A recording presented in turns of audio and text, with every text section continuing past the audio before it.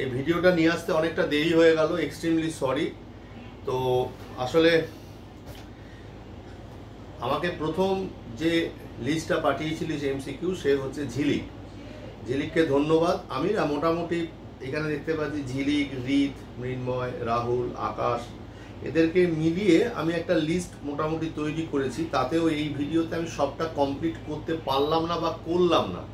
যত সময় এগোচ্ছে তত দেখতে পাচ্ছি কি জানিস, তোদের সেভাবে কিছু শেখাতেই পাচ্ছি না। তার কারণটা হচ্ছে যে এত বিচ্ছিরি সিলেবাস, তাতে করে ধর ভালো করে অঙ্ক না করলে না, ভালো করে অঙ্ক না পড়লে, ভালো করে চ্যাপ্টার না পড়লে আমরা কখনোই কোনো জিনিস ভালো করে শিখতে পারবো না। তার কারণটা হচ্ছে যে আমাদের পুরো জিনিসটাকে জানা দরকার। তো যাই হোক, যেমন আছে তেমন তো আমাদের মেনে নিতেই হবে। তাহলে প্রথম মানে আমি প্রথম ঝিলিকের লিস্টটাই নিয়েছিলাম, তার মধ্যেও রিত, মৃন্ময়, রাহুল তোরা চলে এসছিস। প্রথম 4 নাম্বার বলছে করের সাধারণ হার নির্দিষ্ট করে। আমি না একদম স্পেসিফিক্যালি বলে দিচ্ছি এই জায়গাগুলো পড়বি, এরকমভাবে দেখলে না আমরা মনে রাখতে পারবো না। কি বললাম? করের সাধারণ হার নির্দিষ্ট করে। পেজ নাম্বার 102-তে যা, 102-তে গিয়ে দেখ 102-এর 4 নম্বর যে পয়েন্টটা রয়েছে না,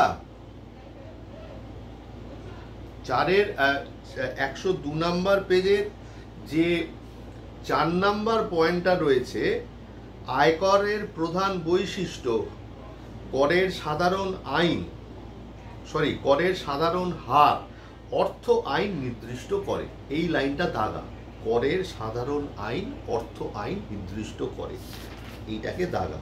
তাহলে কি দেখতে পাচ্ছি? করের সাধারণ আইন নির্দিষ্ট করে কে? অর্থ আইন। তাহলে 4-এর এ অ্যান্সার হবে। এরপরে তোদের যে কোয়ারিজটা ছিল সেটা হচ্ছে 16, পেশাকর ও কৃষিকর বাদে, পেশাকর ও কৃষিকর বাদে সমস্ত প্রত্যক্ষ কর কার নিয়ন্ত্রণাধীন। তো এটা আবার চলে যায় পেজ নাম্বার 102, ভারতের কর কাঠামো।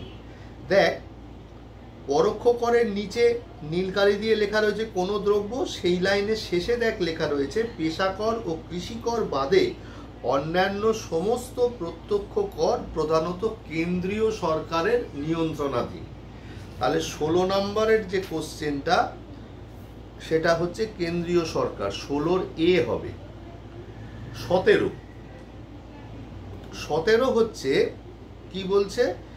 কেন্দ্র ও রাজ্যকে কর সংগ্রহ করার অধিকার কে দিয়েছে? 17 নাম্বারটার জন্য তুই পেজ নাম্বার আবার 102-তে যা, আর ওই ভারতের কর কাঠামোর দিকে তাকা।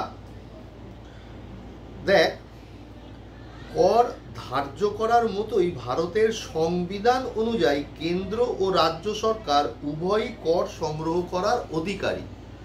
কি বললাম? ভারতের কর কাঠামোয় দেখ নিচের দিকে, কর ধার্য করার মতোই ভারতের সংবিধান অনুযায়ী কেন্দ্র ও রাজ্য সরকার উভয়ই কর সংগ্রহ করার অধিকারী। তো এটা তাহলে কি হবে? ভারতের সংবিধান। তাহলে 17 নাম্বার এর কি বলছে? 17-র বি হবে অ্যান্সার। হলো। এবার বলেছিলিস তোরা 23 নাম্বার, ভারতবর্ষের কর আইন প্রণয়ন ও প্রয়োগ করেন কে?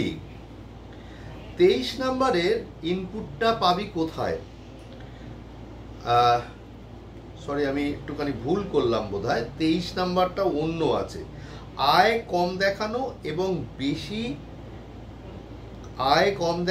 এবং ব্যয় বেশি করে দেখানো। আয় কম দেখানো এবং ব্যয় বেশি করে দেখানো, এটা কর ফাঁকি। দেখ পেজ নাম্বার 105, কর ফাঁকি। দেখ, নির্ধারিত নিজস্ব আয় কম দেখিয়ে বা না দেখিয়ে কর ফাঁকি দেওয়ার চেষ্টা করে। তাহলে এটা কি হবে অ্যান্সার? কর ফাঁকি। 23 নাম্বারে আবার যাই, 23 নাম্বারের কর ফাঁকির কৌশল, 23-এর বি অ্যান্সার হবে। এবারে আসি 25 নাম্বারে। 25 নাম্বারে কি বলছে? পরোক্ষ কর কে আরোপ করে? পরোক্ষ কর কে আরোপ করে? 102 নাম্বার পেজে যা, 102 নাম্বার পেজের প্যারা 6। দেখ, এখানে রয়েছে যে পরোক্ষ কর কে আদায় করে?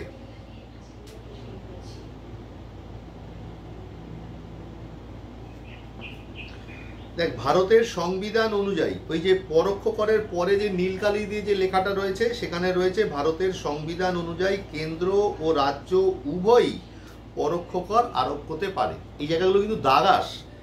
তাহলে কেন্দ্র ও রাজ্য উভয়ই পরোক্ষ কর আরোপ করতে পারে। তাহলে পেজ নাম্বার 102 প্যারা 6, তাহলে কেন্দ্র ও রাজ্য উভয়ই হবে। তাহলে 25 নাম্বারে কোনটা হবে? 25-এর ডি অ্যান্সার হবে। 33-এরটা আমি বলবো, সেটা একটু খাতায় নোট ডাউন করে নিবি।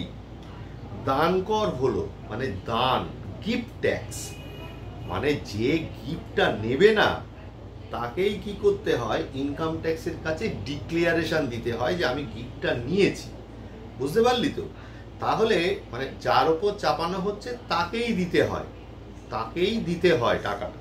তাহলে এইরকম ভাবে যখন মানে আমি যার ওপরে করের বোঝা চাপাই তাকেই যদি বিয়ার করতে হয় তখন সেটাকে কি বলে? প্রত্যক্ষ কর। তাহলে গিফট ট্যাক্স হবে প্রত্যক্ষ করের একটা উদাহরণ। এবারে আছে 39, কর ব্যবস্থার বিভিন্ন ধরনের অসুবিধা দূর করার জন্য 1 জুলাই 2017 খ্রিস্টাব্দে কেন্দ্রীয় সরকার এক কর প্রদানকারী ব্যবস্থা চালু করেন, যার নাম হলো, চলে আয় পেজ নাম্বার 104-এ, কর ব্যবস্থার পণ্য ও পরিষেবা কর। 7 নাম্বার পয়েন্ট, কর ব্যবস্থার বিভিন্ন ধরনের অসুবিধা দূর করার জন্য 1 জুলাই 2017 খ্রিস্টাব্দে কেন্দ্রীয় সরকার এক কর প্রদানকারী ব্যবস্থা চালু করেন, যা জিএসটি নামে পরিচিত। হলো? তাহলে পেজ নাম্বার 104 পণ্য ও পরিষেবা, এতে এইটুকু দাগিয়ে নে। তাহলে কি হবে? 1 জুলাই 2017। তাহলে আমরা কি দেখলাম? 39 নম্বরের অ্যান্সারটা হবে পণ্য ও পরিষেবা কর। 39-এর বি অ্যান্সার হবে। এবারে আমরা চলে যাব 42 নম্বরে। বর্তমান আয়কর আইনটি কোন তারিখে ভারতের রাষ্ট্রপতি অনুমোদন লাভ করে? চলে আয় পেজ নাম্বার 101-এ। দেখ, নিচের দিকে তাকিয়ে দেখ, এই বিলটি 13ই সেপ্টেম্বর 1961 রাষ্ট্রপতির অনুমোদন লাভ করে। তাহলে 13ই সেপ্টেম্বর 1961 অ্যান্সার হবে 42। পেজ নাম্বার 101-এ নিচের দিকে ওই 1939 খ্রিস্টাব্দ থেকে ওইখান থেকে শুরু করে 1961 রাষ্ট্রপতির অনুমোদন লাভ করে। আশা করি জায়গাটা এবার বুঝতে পারবি। তো তাহলে আমাদের কি হবে? 42 নাম্বার হচ্ছে 42-এর সি হবে অ্যান্সার। এবার হচ্ছে 45 নম্বর, প্রত্যক্ষ করের ক্ষেত্রে সাধারণত কটি পক্ষ থাকে? দেখ, পেজ নাম্বার 103-এ দেখ একটা পার্থক্য দেয়া রয়েছে। 3 নম্বর পয়েন্ট আছে পক্ষ। দেখ, প্রত্যক্ষ করের ক্ষেত্রে সাধারণত 2টি পক্ষ জড়িত থাকে। তাহলে ওই জায়গাটা মার্ক কর। 47-এ কি বলছে? সংবিধানের 7 নং তফসিলের কোন তালিকায় কেন্দ্রীয় সরকারকে কর ধার্যের অধিকার প্রদান করা হয়েছে? কেন্দ্রীয় সরকারকে। দেখ, পেজ নাম্বার 102-এর নিচের দিকে দেখ, রোমান 1, রোমান 2, রোমান 3 রয়েছে। সেখানে তলায় পরিষ্কার করে লেখা রয়েছে 1 নং তালিকায় কেন্দ্রীয় সরকার। তাহলে কি হবে? 1 নং তালিকা 47-এর এ অ্যান্সার হবে। তা দেখ, এই ভিডিওটাই খুঁটিনাটি এত কিছু বলতে 9 মিনিট হয়ে গেল। তাহলে আমরা এখানে কি করলাম? 47 অবধি কমপ্লিট করলাম। এখনো 49 থেকে আরো বেশ কিছু রয়ে গেল। চেষ্টা করছি কালকে সকালবেলার মধ্যে তোদের কাছে এটা পৌঁছে দিতে। আপাতত এটুকুই। এই ভিডিওতে বলি যে শুভম, প্রিয়া, এদের কোনো মেসেজ কিন্তু আমি পেলাম না।